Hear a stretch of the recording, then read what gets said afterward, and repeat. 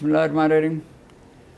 अपनी हिफाजत ख़ुद कीजिए, प्रोटेक्ट योर सेल्फ फर्स्ट। मैं आज बहुत ही इम्पोर्टेंट चीज़ बताने आया हूँ और जो बहुत ख़तरनाक भी चीज़ है, और इसको मामूली लेक्चर नहीं समझेगा।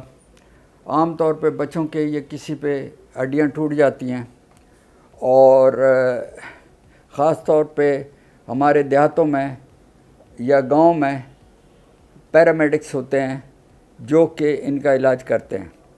उनके इलाज का तरीका ये होता है कि वो या तो बांस की डंडियाँ बांध के और ऊपर से टाइट गोंद वाली बैंडेज बांध देते हैं। मैं उनके ख़िलाफ़ नहीं हूँ, पहले ये बात समझ लीजिएगा। उनको भी मैं ये समझाना चाहता हूँ। अब ये बांधने के बाद हड्डी टूटने का दर्द सिर्फ इस वक्त होता है कि जब ये आपस में हड्डियाँ हिलती हैं। तो जब उन्होंने बांध दिया अगर तरीके से और बाद में 1 घंटा 2 घंटे 3 घंटे 4 घंटे 24 घंटे दर्द नहीं बढ़ता है तो ये ऑल राइट है। इस पर मैं एतराज़ नहीं करूँगा कि उन्होंने सही किया या नहीं किया। लेकिन मसला ये होता है कि इसके बाद चोट लगी है तो सूजन होगी, स्वेलिंग। जब इसके अंदर स्वेलिंग होगी तो ये सर्कुलेशन बंद कर देगा। जब सर्कुलेशन बंद कर देगा तो बच्चा या बंदा या बड़ा चीखना शुरू कर देता है कि मेरा दर्द बढ़ गया बढ़ गया बढ़ गया। अब माँ बाप बेचारे या डॉक्टर भी जो बाद नए नए आते हैं वो इंजेक्शन पे इंजेक्शन ठोके जाते हैं, पेन किलर्स, कि ये क्या ऑपरेशन तो हुआ है या ये पट्टी बांधी गई है तो इसकी वजह से हो रहा है। भाई आप यकीन मानिए ये सबसे बड़ी गलती होगी, क्योंकि इसके बाद क्या होता है, वो बंदे को अगर कोई भी इलाज किया गया है हड्डी टूटने का तो उसके बाद इसका दर्द बढ़ना नहीं चाहिए।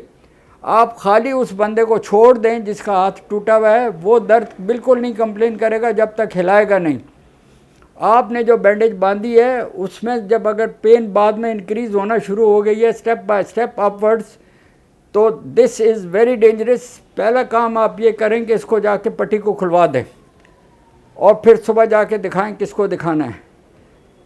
उसके नतीजे क्या होते हैं कि जैसे ये चोट के बाद सूजन आना शुरू हो जाती है, स्वेलिंग, और ये स्वेलिंग पहले जो वापस जाने वाली वेन्स होती है ना उन पे प्रेशर डालती है, फिर आर्टरी पे डालती है और ये सर्कुलेशन इन एरिया की ख़त्म हो जाती है।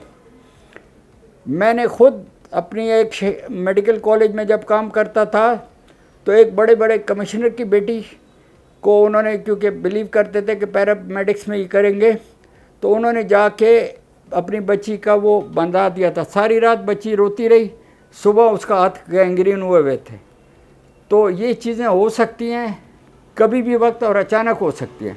तो ये जहन में रखें कि अगर चोट लगी है और कोई किसी किस्म की भी पट्टी बांधी गई है, चाहे प्लास्टर डॉक्टर ने किया है या डॉक्टर के किसी टेक्नीशियन ने किया है, और उसके बाद सूजन भी आ रही है, इसको देखने की तरकीब यह है कि अगर आप उंगलियां या पाँव की उंगलियां हिलाएंगे तो उसका दर्द निहायत बढ़ेगा और वो चीखना शुरू कर देगा।